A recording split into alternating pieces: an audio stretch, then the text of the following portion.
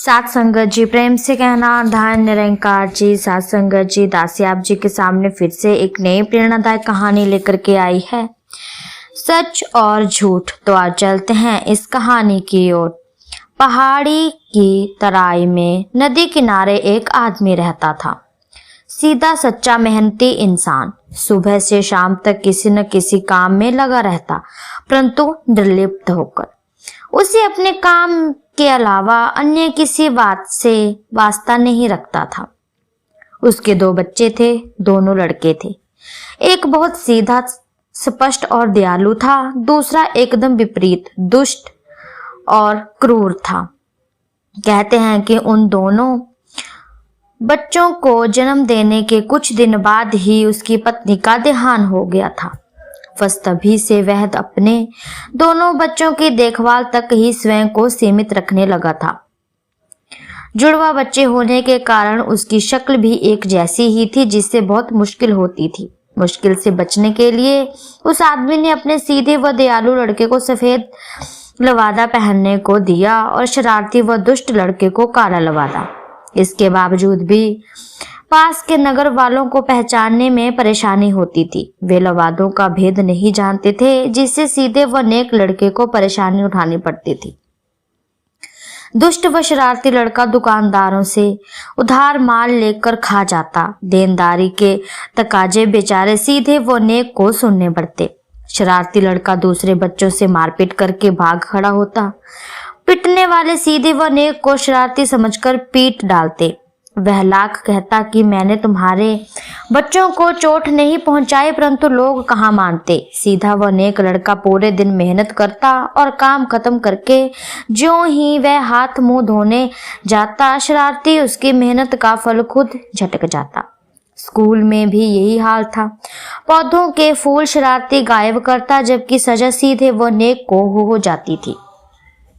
इन मुसीबतों से तंग आकर सीधा वो नेक लड़का अपने पिता के पास पहुंचा और ये मुश्किलें उसने कहकर सुना दी। उसके पिता ने उसके नाम रखे दिए थे। सीधे वो नेक लड़के का नाम रखा सत्य और झूठ व शरारती का नाम रखा झूठ। उनके नाम और उनके काले व सफेद लवादों का भेद जग जाहिर कर दिया। उसने कहा जिसका लवादा सफेद हो वह सीधा व भला सत्य, और जिसका लवादा काला हो वो शरारती व दुष्ट है, वह है झूठ। कृपया आगे से सावधान रहें। अब झूठ की धोखेबाजी सामने आने लगी और सत्य की प्रसिद्धि दुनिया भर में फैल गई। लोग सत्य का जिक्र गौरव के साथ करते, उसके कार्यों की प्रशंसा दुनिया भर में फैल गई। लोग आशीर्वाद में कहते सत्यवादी बनो, सत्यव्रती बनो, सत्यवान बनो। लोग झूठ के कामों की सजा झूठ को साथ साथ दे देते। झूठ बड़ा परेशान था। इस बीच उसके पिता की मृत्यु हो गई। सत्य को इससे बहुत दुख हुआ। अब उसे घर की देखभाल भी करनी होती थी, जबकि झूठ को कोई फर्क ही नहीं पड़ा। अब उसके कामों पर अप्रसन्नता जताने वाला और डांटने वाला कोई न था। वह सोचता था कि अगर किसी तरह सफेद लवादा मिल जाए, मैं सत्य को टिकने न दूं। उसे दुम दबाकर भागना पड़ेगा। वह फिर जीत नहीं सकता। उसकी प्रसिद्धि मुझे मिल जाएगी और पूरी प्रशंसा मुझे मिल जाएगी। बस वह इसी ताक में लगा रहता था। झूठ की एक खास बात और थी, उसके पाँव नहीं थे। वह हवा में उड़ता था, कभी वहां कभी वहां। सत्य अपने पैर ही जमा कर रहा होता था कि झूठ वहां फैल जाता और वह उड़ जाता। विद्या की देवी सरस्वती ने झूठ का यह भेद जान लिया था, इसलिए उन्होंने लोगों को सावधान करना शुरू कर दिया। एक दिन सुबह दोनों भाई उठकर नदी पर नहाने गए। विद्या की देवी यह देख रही थी। उसने देखा काले लवादे वाला झूठ के पैर नहीं है। नदी के किनारे जाकर दोनों भाइयों ने अपने अपने लवादे उतारकर किनारे पर रख दिए और नदी में घुस गए। झूठ इसी ताक में था।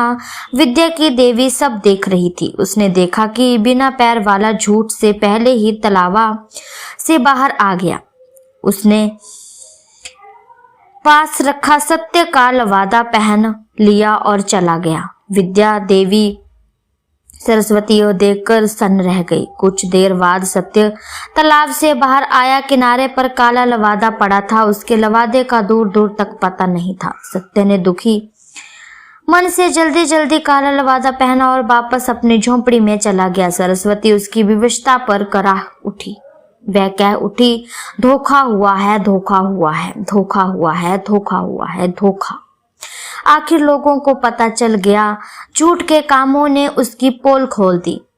आखिर पोशाक से क्या होता है? भले आदमी का वेश बनाकर आदमी भला तो नहीं हो सकता। आदमी का महत्व तो उसके कर्मों से आंका जाता है। आखिर लोग झूठ को पहचानने ही लग गए थे। लोगों ने कहना शुरू कर दिया, सफेद झूठ झूठ के पांव नहीं। इस तरह झूठ की पोल खुलते ही सत्य की जीत हो गई। युग प्रवर्तक बाबा गुरबचन सिंह जी ने भी एक बार कहा था कि देखने से एक बार ऐसा लगता जरूर है कि शायद झूठ की जीत हो रही है, परंतु अंत में जीत सत्य की होती है। हमारा आदर्श वाक्य भी है, सत्यमेव जयते। साथ संगत जी, दासी की कहानी आप जी को अच्छी लगी हो तो चैनल को लाइक शेयर कमेंट जरूर कीजिएगा। ऐसी ही छोटी छोटी प्रेरणादायक कहानियां दासी आप जी के सामने लेकर के आती रहेगी। तब तक के लिए साथ संगत जी, धन्य निरंकार जी।